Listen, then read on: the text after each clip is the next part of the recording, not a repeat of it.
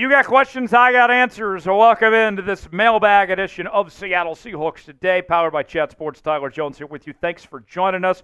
This comes from our live show that we do on Wednesdays, where viewers like you submit questions to us. We react to them in real time. They super chat, they use the hashtag Seahawks, and we have a great time. And you may be saying to yourself, how can I be a part of a mailbag show? Well, if you subscribe to the channel and turn on notifications, you will be alerted when we have new content here on Seahawks Today. Right away, whether it's live shows or daily videos, we got it all. So go ahead, subscribe now, turn on notifications, and join what we call the Noti Gang. Those are the people that have their notifications on. If you're a part of the Noti Gang, spam Noti Gang in the comments section for a shout-out. Would love to show you some love, and we'll get started with today's show. Let's begin with Melanie with a $10 super chat. Writes in, go Hawks. Should we be targeting one or two more veteran offensive linemen? Boost our offense that much more. I think that the Seahawks are going to roll with what they got for the most part on the offensive line. I think that they feel pretty good with the pick of Christian Haynes. Sounds like they're all in on Olu Olatimi to be the starting center. Obviously, they brought in Lincoln Tomlinson this offseason, so the interior is going to look completely different. I'm still skeptical about how Abe Lucas's knee is going to hold up. One name to keep in mind, if he's still available, and his price tag continues to drop, Dalton Risner, formerly the Denver Broncos and the Minnesota Vikings.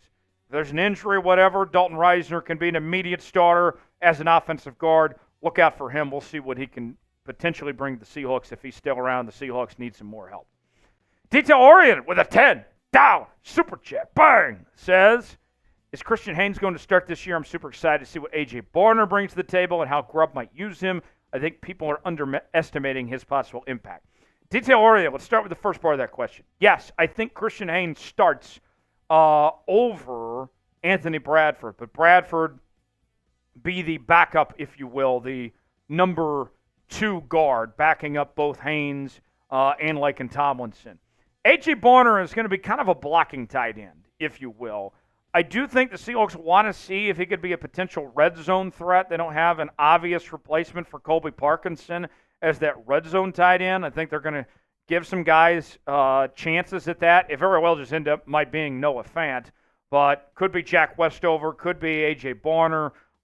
We'll see. But, yes, that's what I look for with A.J. Barner is more of a blocking tight end. We'll see what his role ends up being.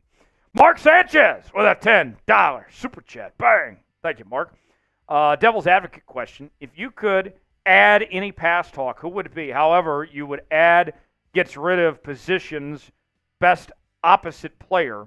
You can't add a quarterback. So wide receiver, corner, tight end, safety, running back, linebacker, offensive line, defensive line.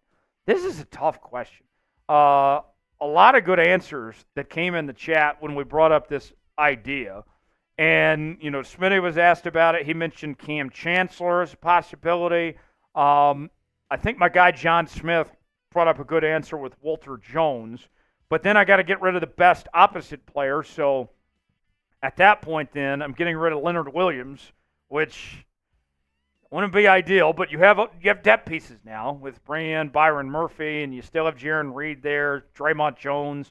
I could potentially live with that and still have Walter Jones. That would probably be my answer. You'd feel a whole lot better about this offensive line if you have a Hall of Famer on your offensive line there. That'd probably be where I go with. But a fascinating one to think about. I'm sure the comments are going to be rolling with some thoughts on this one. Detail-oriented with a $10 super chat says, Tyler, we know that Mike Macdonald said he'll be calling the defensive plays, but considering how much he will have on his plate, what are the chances he lets AD take over end of year? I'd say 0. No chance. Mike Macdonald is going to call the defense. That's his bread and butter. What we've seen from teams, whether it's in college or in the NFL, if you have a head coach that is dead set on being the play caller, they generally don't like to give that up. Think about Andy Reid in Kansas City, Lincoln Riley with USC, Sean McVay with the LA Rams. They don't like to give it up. Usually when they give it up is if something is going wrong, if something's not going right. If Mike Macdonald is struggling, if the defense isn't going well, then maybe they switch things up and go to AD. but I would be surprised if he gave up play calling duties. Brian Bosworth, the Boz, checking in. I've seen some cut rumors on Jarran Reed. Any chance we can trade him? You know, I don't know if there is much, if any, of a trade market for Jarran Reed. If the Seahawks make up their minds that they need that $5 million to free up cap space and need to move on from Jarran Reed, I think that's what they would try to do first and see if there's anything they could get out of him. But I don't expect much of a return, especially if teams know that the Seahawks would release him, because word gets around. You guys know how rumors work. So I don't expect there to be much of a trademark. I think that's what they would try to do first, but I don't feel great about getting much for Jarran Reed there. Will the Seahawks end up keeping Jarran Reed or not? Let us know what you think. Y for yes, N for no. Weigh in the comments section. Get your thoughts if the Seahawks keep Jarran Reed. Weigh in. Brock King, 23, writes in, if Mike Jackson gets beat out in camp, could he be traded? The answer, yes. I think that what ultimately could end up happening for the Seahawks between Mike Jackson and Trey Brown, whoever wins the starting outside corner job between those two, the loser might end up leaving town, if you will, because of what the Seahawks have invested. All right, getting DJ James, Nehemiah Pritchett, some of those younger guys here. There's not necessarily room for everybody. And there's enough teams in the NFL that need starting outside corner help that Mike Jackson or Trey Brown, either one, could end up playing elsewhere and starting. Kind of like, remember a few years back when Sidney Jones got beat out and was kind of just sitting on the bench and the Seahawks were shopping him and trying to find him a home and all that? That's what I think could potentially be the case. Now, obviously, injuries might change things, but if Mike Jackson does get beat out, I do think there's a chance that he gets traded. Same could be said for Trey Brown. Could be a loser leaves town situation. Very well could see that happening. And the Seahawks trying to get a pick if they can and take that salary off the salary cap. Will the Seahawks trade Mike Jackson? Type T for trade, P for pass.